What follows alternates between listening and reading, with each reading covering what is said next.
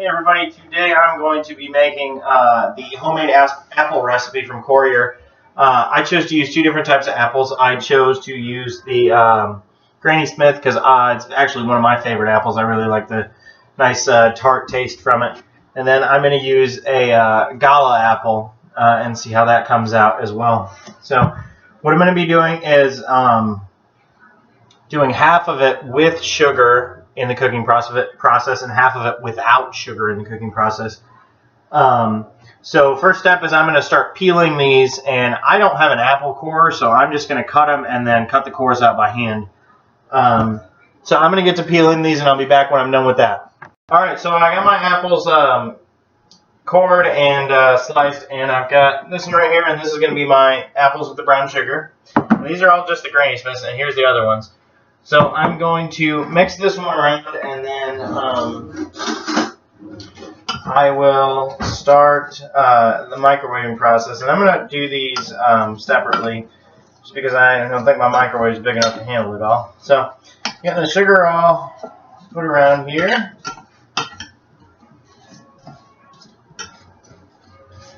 Alright. Now I think this is going to end up more held together and chunkier because I was reading a recipe to the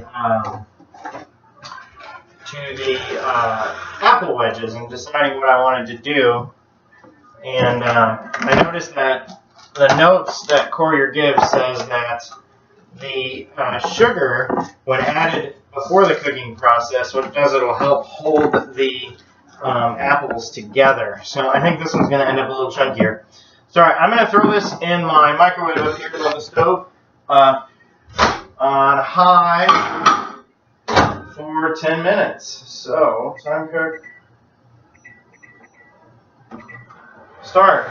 So, I will look up and see what kind of wattage my microwave has while that's cooking, but I will check back with you in a little bit. Alright, my first batch with the sugar and the Granny Smith apples just came out, and it is really warm. So I'm going to add my half tablespoon of cinnamon,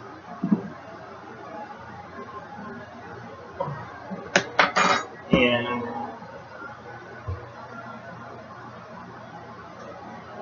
my quarter teaspoon of salt,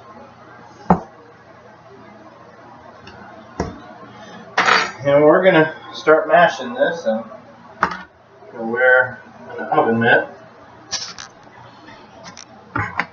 So this is the batch with the sugar already inside, or it was cooked with sugar.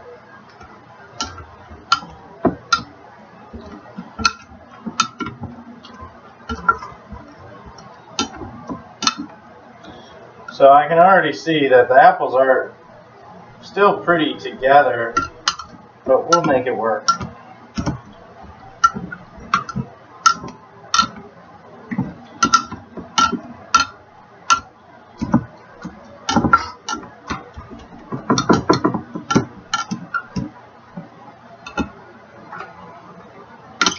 It does smell absolutely fantastic, though.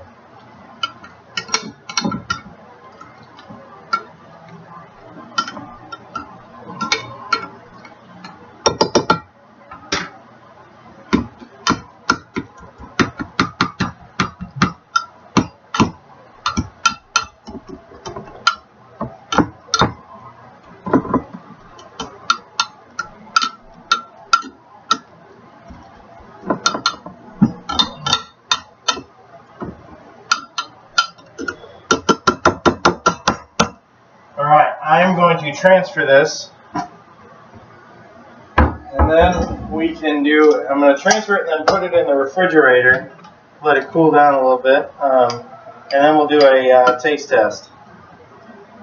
But yeah, already this is it's a very chunky applesauce.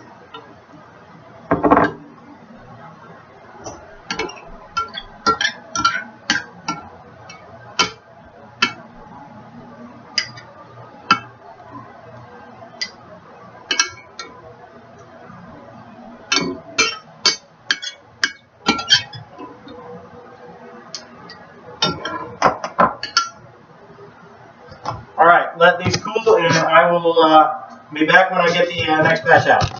Alright, I'm back. My other Granny Smith apples just came out, and these are the ones without the sugar.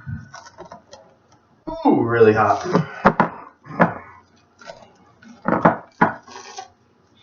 And I've looked up the wattage of my microwave, and it's a 700 watt microwave. And it is it's just above the lower range that they make. I was reading that most microwaves that you buy are in between 600 and 1200 watts. So I have just above low range. So okay, I've got my quarter cup of brown sugar because I separated the two recipes. So I'm going to take my other apples that were cooked without sugar and dump them in here, and they're stickier. They're not oh wow, but they're already just like a, look at that. I mean, I can break this apart with a spoon. I don't even need to use my masher, my potato masher. So I will add my quarter cup of brown sugar, my half teaspoon of cinnamon, and my quarter teaspoon of salt.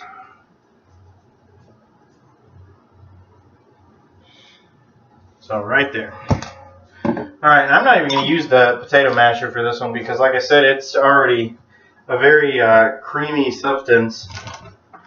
So we'll just do this by the spoon.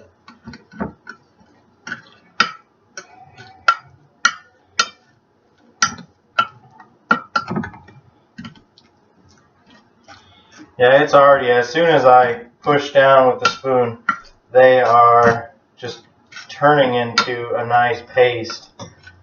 So definitely the sugar helps hold the apples together when they're in the microwave or in the cooking process. It helps hold the molecules together that are preventing the apples from breaking down. So I'm going to use this a little bit just to help speed it up.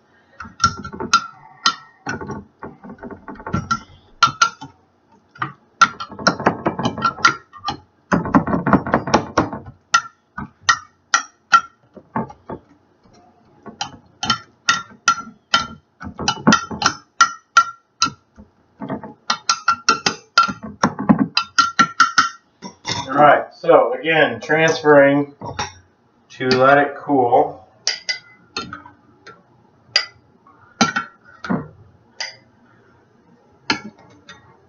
And I think already I like the consistency of the other applesauce. I tend to like a chunkier applesauce.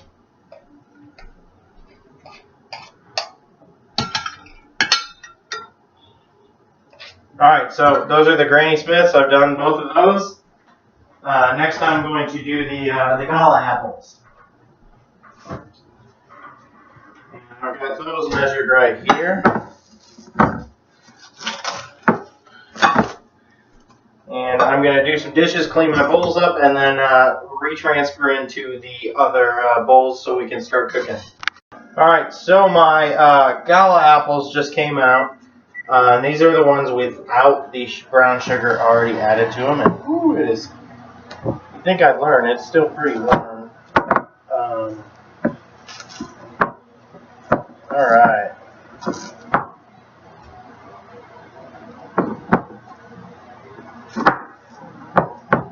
Alright, there are the gala apples.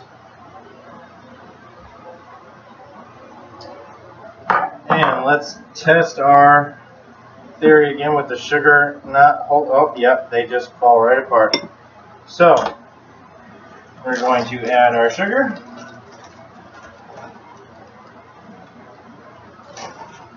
Going to add our cinnamon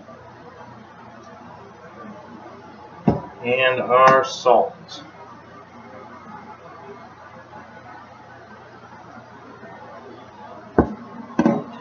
And we're going to just start mashing. The color is definitely different in these as to the Granny Smiths. These also seem like they're falling apart a little bit better. These definitely shrunk in size a lot more than the Granny Smiths did.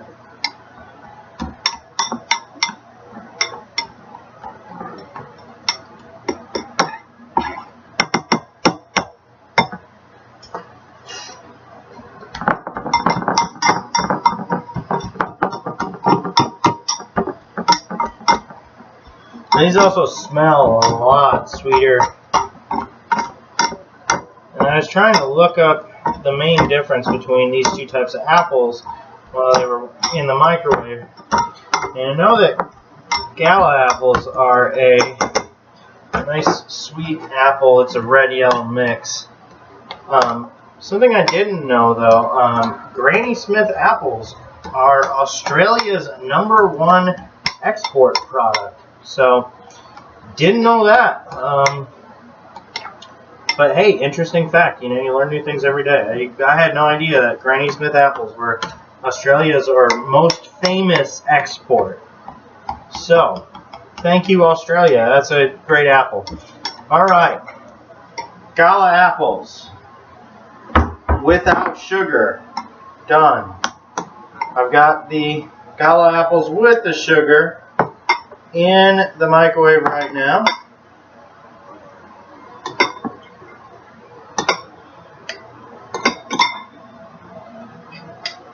And we'll see how those turn out. Alright, so I just got my Gala's apples with the brown sugar already in them out of the microwave.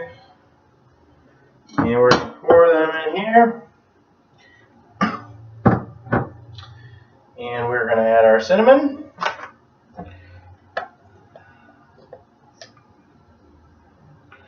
And our salt.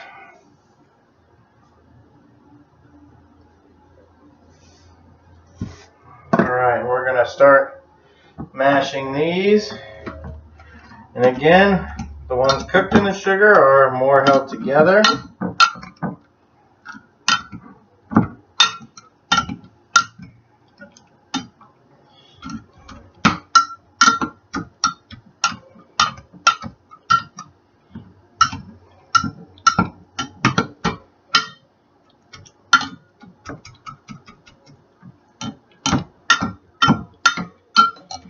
It also seems to be the ones with the sugar have a lot more juice when you start mashing them than the ones that are done when the sugar's added after. Which is interesting. I guess, again, holding all the juice leaves the sugar creates a nice little syrup as well. But it's interesting. These definitely, I'm trying to get them to break down a little bit more. But they're not working with me very well. So this is going to be another nice chunky applesauce.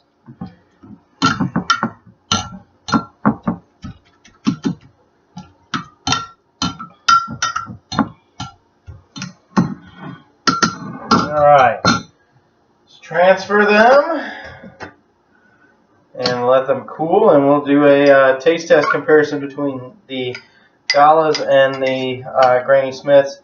Now, I won't lie to you guys, I cheated a little bit. I tried some of the Granny Smith already, and boy, they're good. So, alright. So I'm going to let this cool down and we'll do a taste test. Alright, so after my final taste test, the Granny Smith apples I think turned out a lot better because I like the taste better. The Granny Smith apples were not as sweet as the Gala apples. The Gala apples with the brown sugar and everything just was a really big hitch in the face sweet, which I wasn't a big fan of. I liked the Granny Smith. They were nice and tart, but then followed by a nice subtle sweetness with them as well. So my favorite was the Granny Smith. When looking at the difference between cooking with and without the sugar during the cooking process, the apples that did not have the sugar added to them were definitely easier to mash than the apples with the sugar added afterwards, or were easier mash with then the apples added with the sugar and cooked with the sugar.